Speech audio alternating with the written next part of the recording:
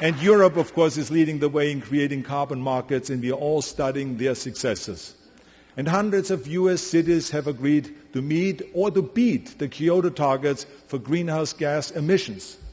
That's why you have seen here Mayor Viragosa. Mayor Viragosa is here because he's so excited because this city of Los Angeles has done great work when it comes to reducing greenhouse gases. And he's one of those cities that has joined the Kyoto Treaty. And here, of course, in California, we have been pushing hard on our goals of AB 32, our landmark global warming law. This will reduce greenhouse gas emissions by 25% by the year 2020, rolling back actually to the 1990 level with our greenhouse gas emissions. And over the last year, California also passed the world's first low-carbon fuel standard. And we just took big action on renewable energy. Here's what we did. We are now requiring that 33% of California's energy comes from wind, solar, biomass, and geothermal sources by the year 2020.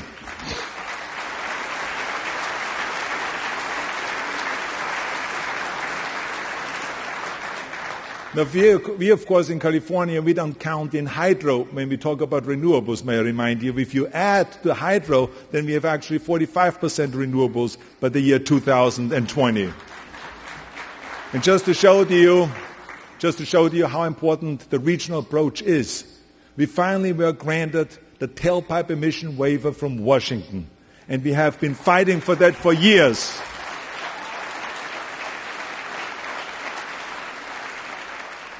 And I want to say thank you very much to EPA Administrator Lisa Jackson for helping us getting that waiver. Let's give her a big hand.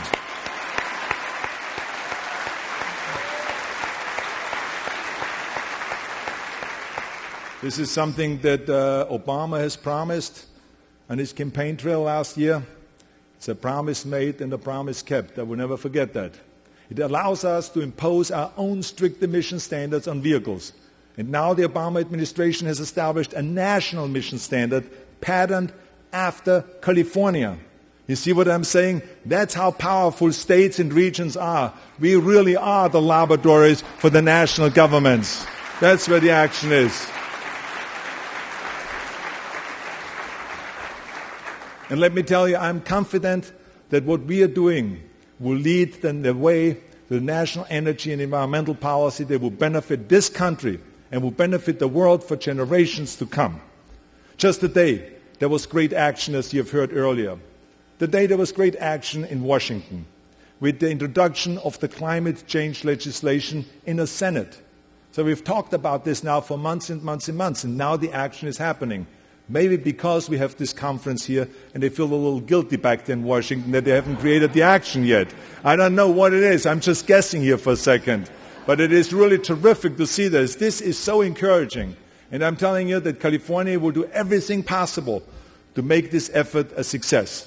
Because clean air should be a right and not a privilege. It should be a gift, what we give to our children, a gift what we give and hand to our grandchildren. I cannot think of a better gift than that.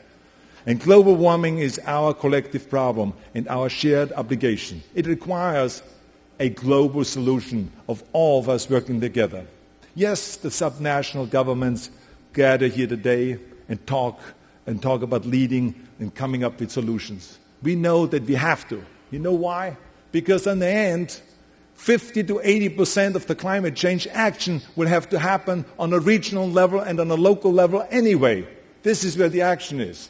But to truly protect our planet, of course, and our future, we also need the national and international community. We all have to come together. That means developed nations must step up and recognize their responsibility. There's no two ways about that.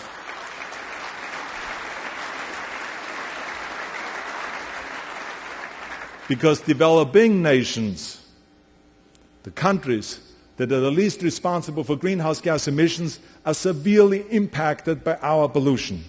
Africa is a perfect example of that. And today we, of course, are thrilled to be joined for the first time by African leaders who will announce a new Green Deal, which I think is amazing. So let's give them a big hand for being here today and joining us.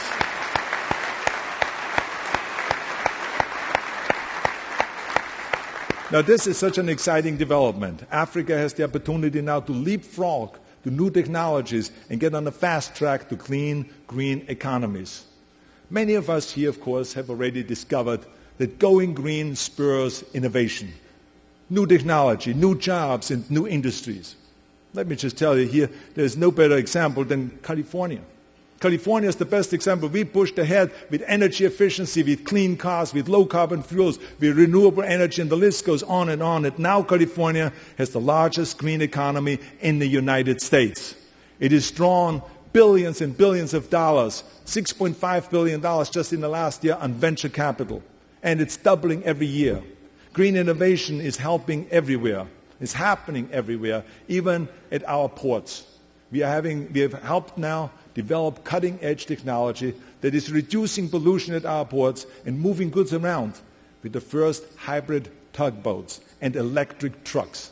Now think about that. This is the first such thing, and as you all know, that ports can be very, very bad and big polluters. So we are really moving aggressively forward with that. As a matter of fact, California has such a dynamic market for electric vehicles that an electric truck company just recently has made an announcement that it will move its headquarters to California just to be part of the green revolution here. That means, of course, more jobs.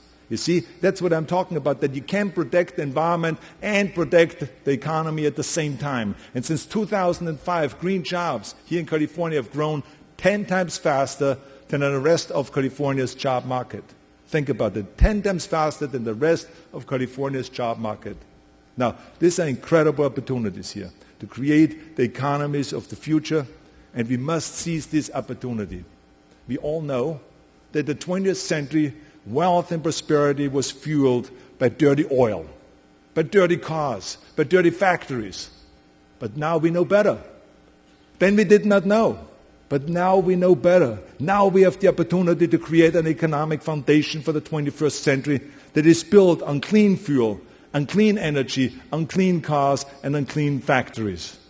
Let's take the workers toiling in the coal mines and put them to work building solar panels. Let's turn the oil refineries into biodiesel refineries. And let's turn the dirty coal plants into clean coal plants. Let's do that. We can do it. And we know that our green revolution will require, of course, very essential things in order to get all of those things done. We need now to come together and have big visions. We need big goals, big dreams. And in order to make those dreams and those goals become a reality, we need, of course, political courage. And we need the will. That's what we need.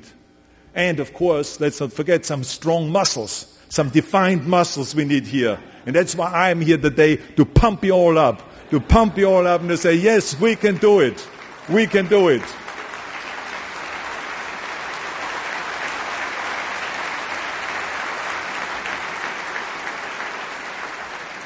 And the reason why we need all those muscles, from the Klitschko brothers to the Schwarzenegger muscles, and on to the Harrison Ford muscles, and every other muscle, is because there is a lot of pushback. There will be a lot of pushback that will be very intense, because there are people out there, nevertheless, that are not believing in what we are saying here. And they're pushing back. For them, it's more important to keep going and polluting the world and just making some money rather than cleaning the world. It is crucial that we support each other all through this transformation.